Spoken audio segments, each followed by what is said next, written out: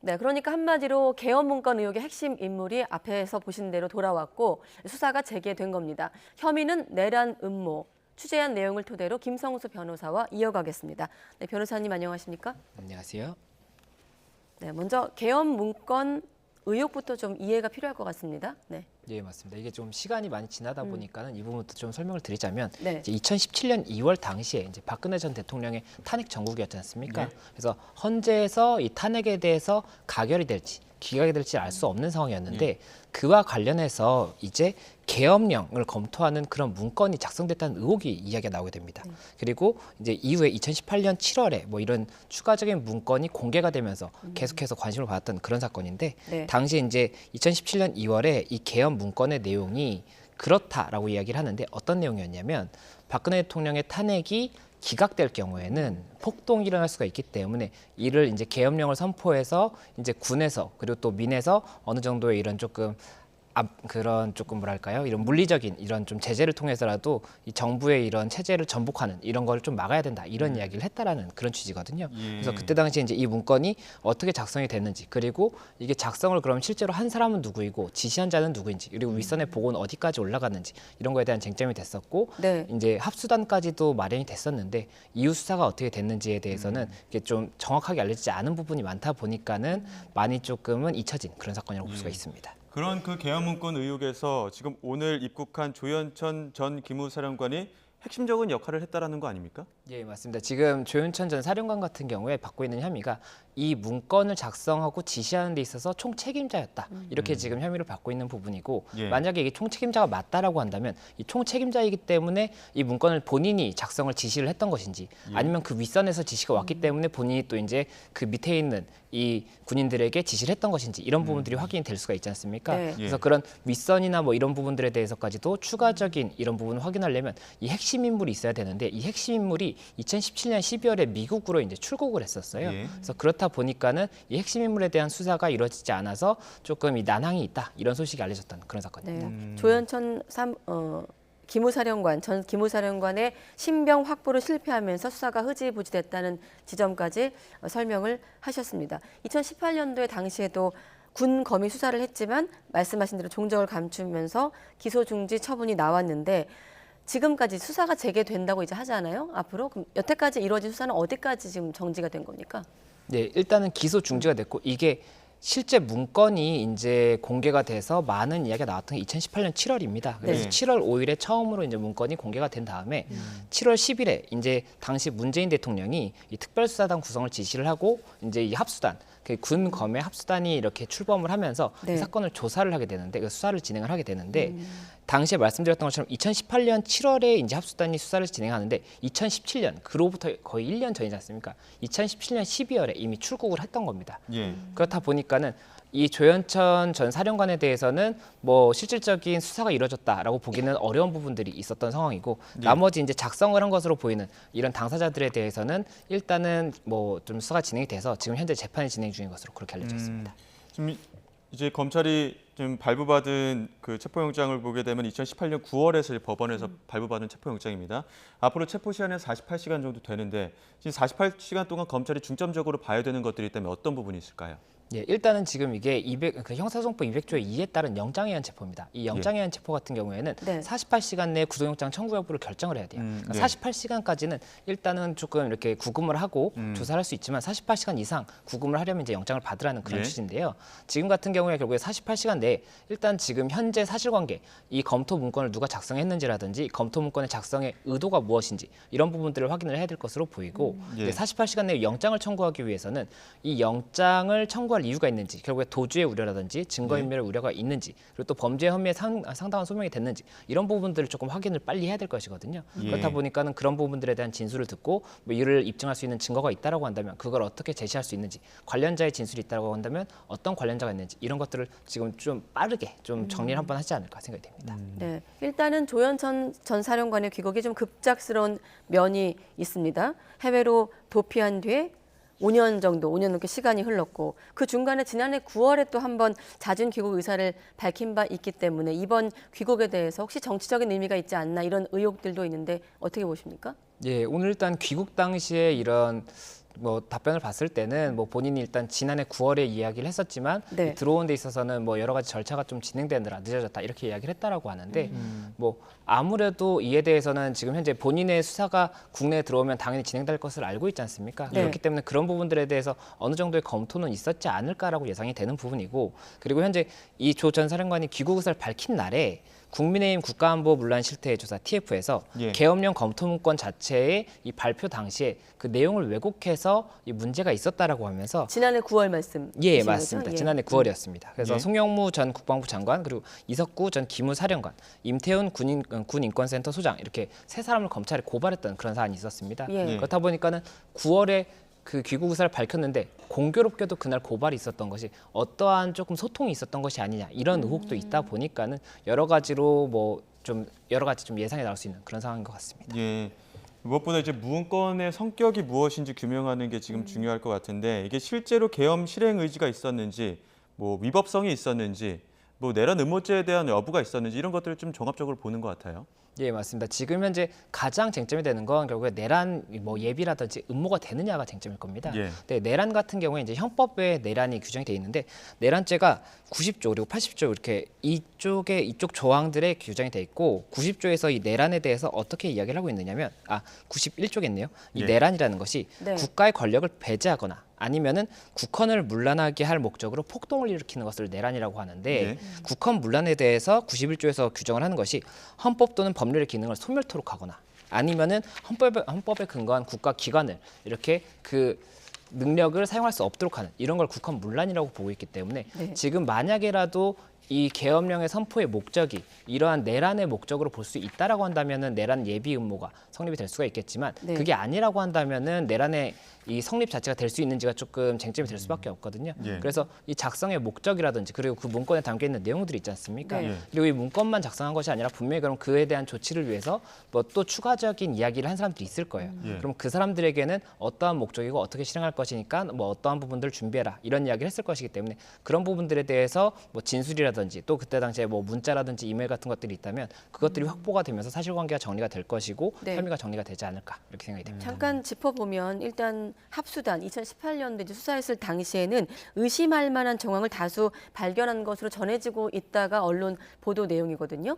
2018년도 군검 합수단의 자료를 지금의 검찰이 받아서 다시 수사를 하게 되는 건가요? 예, 맞습니다. 그 수사가 이미 기소 중지가 돼 있었고 네. 사건 기록 자체는 계속 보관이 되고 있었던 겁니다. 그렇기 때문에 그때 당시에 이제 기록 그리고 또 이제 관련자들이 지금 재판이 진행 중인 것으로 알고 있다고 말씀을 드렸지 않습니까? 예. 그 관련자들의 재판 기록 중에서도 필요한 부분들은 이미 이 사건에도 기록이 같이 편철이 돼 있을 가능성이 높거든요. 네. 그렇다 보니까 그런 부분까지도 합쳐서 일단 48시간 내에 좀 개략적으로 빨리 확인을 한번 하고 그리고 네. 추가적인 조사를 계속해서 뭐 추가적으로 만약에 구속이 필요하다고 한다면 구속을 검토를 할 수도 있는 것이고 네. 구속이 필요하지 않다고 하더라도 이 혐의에 대해서는 계속해서 사실관계를 밝히는 그런 작업이 이루어지지 않을까 생각합니다. 한 가지만 더 여쭤보면 당시 합수단은 관련자들 그 문건 작성에 연루됐던 관련자들을 줄줄이 구속 기소하면서 그때는 이제 계엄 문건 작성 업무를 은폐했는지 그 여부만 들여다보고 위법성 여부는 따지지 못했다고 했거든요. 그럼 이번에 핵심 관련자가 왔기 때문에 조금 더 진전이 될까요?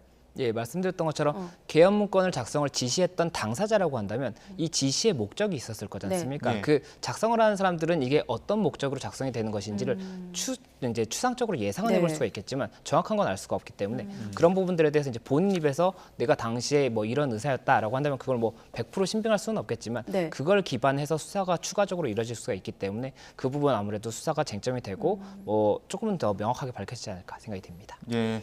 뭐 지금 5년여 만에 신병을 확보한 상황입니다. 지금 이런 상황에서 관련된 의혹들이 좀 규명이 될지 의문도 있는 상황이긴 한데 조현천 전 기무사령관 목소리 일단 듣고 다시 이어가도록 하겠습니다.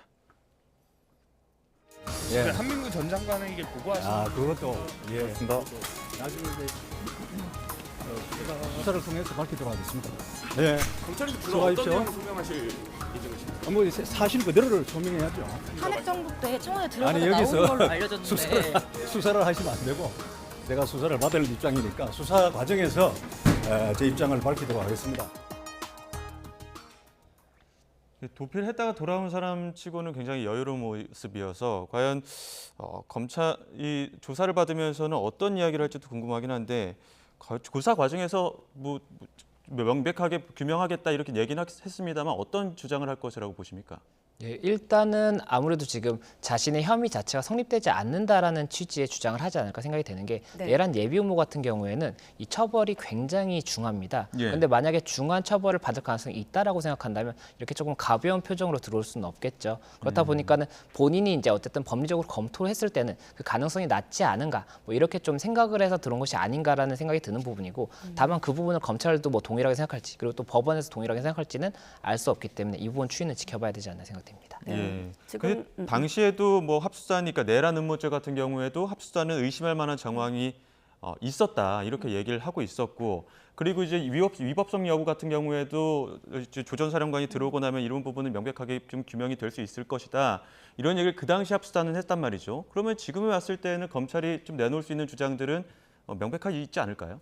예, 일단은 검찰은 당연히 고소나 고발이 있기 때문에 뭐 유무죄를 판단하는 겁니다. 유죄만 추정하는 것도 아니고 무죄만 추정하는 것도 아니죠. 뭐 당연히 무죄 추정의 원칙이 있겠지만 그 일단은 실체적인 사실관계가 무언짓인지를 밝히기 위해서 여러 가지를 볼 것인데 거기에서 의도 같은 경우에는 사실은 뭐 내가 이게 어떤 의도다라고 써 있지 않은 이상은 의도를 어떤 것인지 다른 사실관계들, 뭐 관련 사실관계들을 통해서 파악할 수밖에 없어요. 근데 지금 같은 경우에는 문건이라는 객관적인 증거는 하나가 있지 않습니까? 그래서 그 문건에 작성된 내용을 봤을 때 이게 취지가 무엇인지 이것을 작성하는 게 정말로 뭐 이러한 좀 물리적인 행사가 내란의 목적인지 이런 부분들을 일단 1차적으로 볼 것이고 그리고 나서 이 작성자의 총책임자라고 지금 하고 있기 때문에 본인 스스로가 지금 오늘 들어오면서 얘기했습니다. 본인이 총책임자라고 얘기를 했기 때문에 이에 대해서 어떤 의도였는지 다시 한번 확인을 하는 그런 과정이 좀 이루어지지 않을까 생각이 됩니다. 네, 아무튼 본인도 진실을 밝히고 책임질 건 지겠다고 밝혔거든요. 조 전 사령관이 말하는 진실과 검찰이 바라보고 있는 진실이 일치할지 그 여부가 이번 수사의 어떤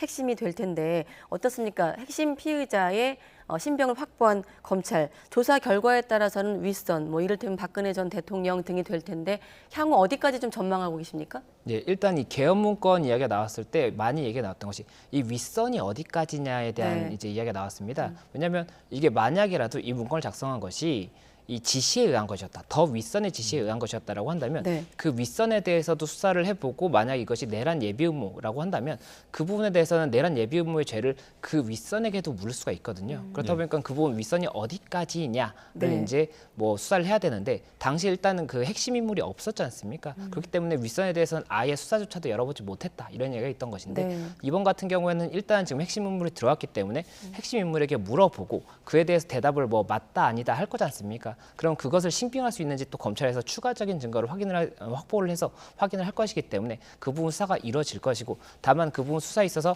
만약이라도 당사자가 부인을 한다거나 한다면 검찰에서 지금 시간도 많이 지난 상태이기 때문에 어떠한 방법으로 이거를 뭐 증거를 확보할 수 있는지 이런 부분에 대해서는 조금 고심을 하지 않을까 생각이 됩니다. 그 고심하는 과정 좀 한번 우리가 예상해 본다면 어떤 지점이 될까요? 자, 기소 중지 이후 시간이 5년여가 흘렀고 피의자가 왔습니다. 어떤 부분을 좀 가려내야 되는 겁니까? 예, 일단은 앞에 그 합수단에서 했던 수사 기록을 꼼꼼히 살펴볼 겁니다. 그리고 그 당시에 이제 이 핵심 인물 외의 사람들에 대해서는 수사가 이루어졌지 않습니까? 그래서 그때 당시 진술도 한번 다시 살펴볼 것이고 그때의 진술들이 뭐 모두 다 지금 현재의 주장과 부합하는지 만약에라도 그게 이제 모순되는 부분이 있다라고 한다면 앞이나 뒤나 둘 중에 하나는 거짓말한 것이기 때문에 그럼 어느 걸 더 신빙할 수 있는지 이런 것들을 확인하게 됩니다.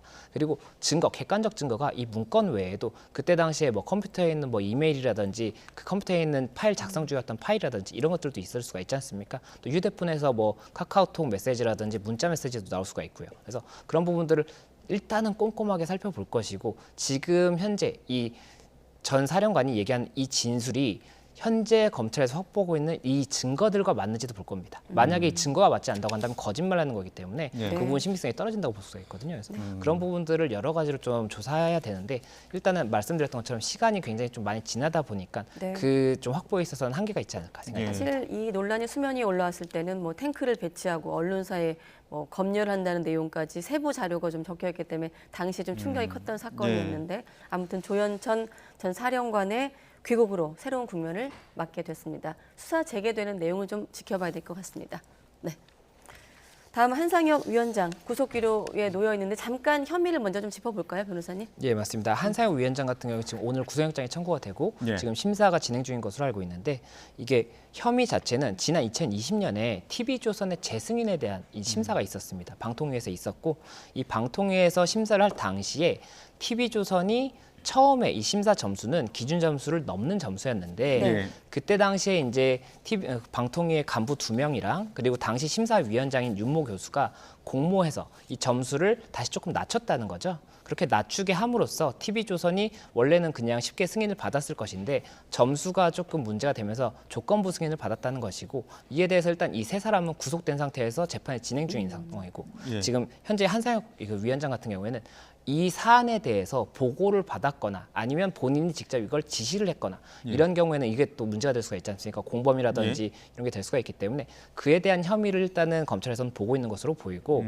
그리고 만약에 그게 아니라고 하더라도 또 이 심사위원 중에 한 명을 조금 이 위원장이 임의로 좀 배치를 하면서 직권 남용에 뭐 이런 좀 행위를 한 것으로 보인다 이런 이야기도 있거든요. 그래서 예. 그런 부분들에 대한 전반적인 혐의를 보고 있고 이에 대한 영장이 청구됐다 이렇게 설명드릴 수 있을 이제 것 같습니다. 출석하면서도 관련 혐의에 대해서 모두 부인하고 있는데 출석 전에도 SNS에 글을 올려서 관련된 모든 의혹들에 대해서 하나하나 짚어가면서 부인하는 어떤 주장을 하고 있거든요. 이 주장에 대해서도 좀 설명을 해주시죠. 예, 말씀 주셨던 것처럼 이제 SNS에 이에 대해서 이제 반박하는 글을 올렸는데요. 말씀드렸던 이 여러 가지 혐의들이 있지 않습니까? 그래서 이에 대해서 심사 결과에 대해서는 보고를 그때 받지 못했기 때문에 본인이 그와 관련해서 뭐 혐의가 없다 이렇게 좀 언급을 했던 것으로 알려져 있고 예. 또 그리고 이제 심사위원을 한 명을 임의로 좀 배치를 하는데 그게 좀뭐 본인의 사람이었다 이런 혐의에 대해서도 그때 당시에 조금 적법 절차에 의해서 한 것이지 뭐 마음대로 한 것이 아니었다. 그리고 그때 당시에 좀 급박한 사정이 있었다 이렇게 이야기를 하고 있고 또 심사 결과를 조작하거나 이런 거에 뭐 지시를 했다거나 이런 부분에 대해서도 혐의가 없다 이렇게 이야기하면서 전체적인 본인의 혐의에 대해서 다 부인하는 이런 좀 주장을 해서 이 부분 관련 금일 검찰에서도 금일 구속영장 심사에서도 주장을 하지 않을까 이렇게 생각이 되는 상황입니다. 네. 자, 한상혁 위원장의 구속 여부는 이르면 오늘 밤에 결정될 예정인데 구속영장 발부 가능성까지 포함해서 좀 어떤 부분이 쟁점이 될까요? 예, 일단은 이 구속영장 발부는 결국에 형사소송법 70조의 이제 1항을 봐야 됩니다. 네. 그게 1항을 보면 요건이 뭐냐면 범죄 혐의에 상당한 의심이 되는 그 소명이 있어야 되는 것이고 그리고 주거지가 없거나 아니면 도주의 우려가 있거나 증거인멸의 우려가 있거나 이렇게가 있습니다. 그런데 지금 현재 그러면 검찰에서는 범죄 혐의에 상당한 소명이 되었다라고 해서 이와 관련한 뭐 진술이라든지 증거 자료를 제출을 할 것으로 보이고 당연히 이제 한상혁 위원장 측에서는 반대를 하겠죠. 그래서 그 부분에 대해서 일단 다툴 수 있을 것으로 보이고 만약에 혐의가 소명이 어느 정도 됐다라고 하더라도 네. 증거인멸이나 도주의 우려가 없다라고 한다면 법원에서 굳이 구속을 하진 않을 수가 있습니다. 그래서 그렇기 때문에 그런 부분들에 대해서는 법원에서 이게 피의자의 방어권을 우선하는 상황이 될지 아니면 증거인멸에 정말 좀 중대한 우려가 있기 때문에 구속을 하는 것이 맞다라고 볼지 이 부분에 대해서도 쟁점이 될 것이고 현재 지금 양측에서 다투지 않을까 생각이 됩니다. 네, 알겠습니다. 오늘은 김성수 변호사와 함께했습니다. 고맙습니다. 고맙습니다.